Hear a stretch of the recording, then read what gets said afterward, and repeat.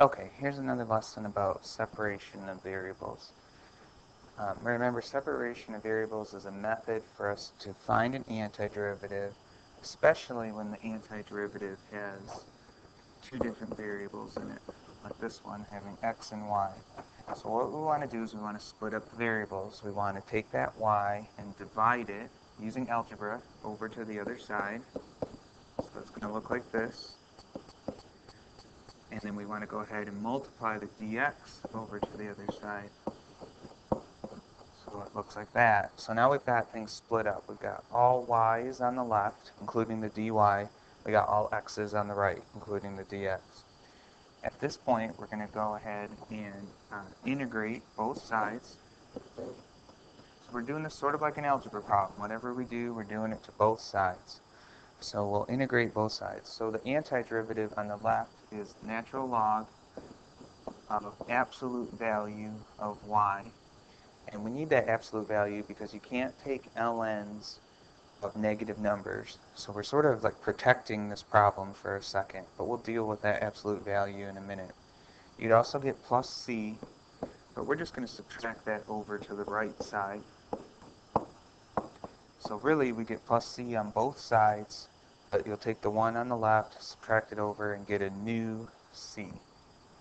Now I could try to find c right now by plugging in the initial condition, but I'm going to wait a second. So to get rid of the ln, I'm going to e both sides.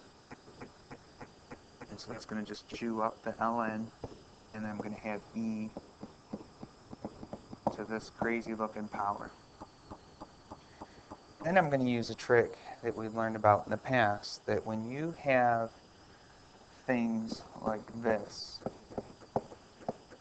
is really the same thing. Like the way to deal with that is you add the exponents and get x to the 12. Well, we're just going to do this in reverse. We're going to pretend like we have two things added together, and we're just going to split it up. I mean, we would never really do that in algebra, but it's pretty useful here. So we're going to rewrite this as two separate e's.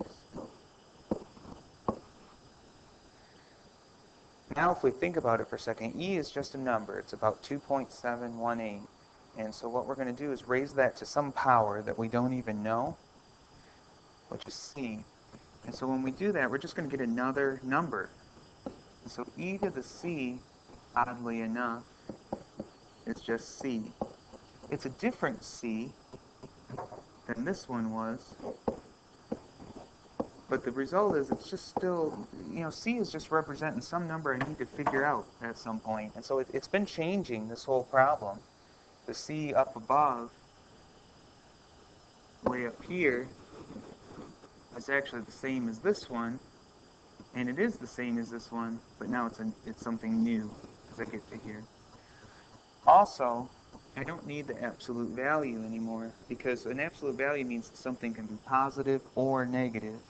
Well, C, I don't even know what C is, but it'll take care of it. If C is positive, great. If C is negative, great. That'll take care of the absolute value. I know that's a little bit murky, but that's all we really need to know about that.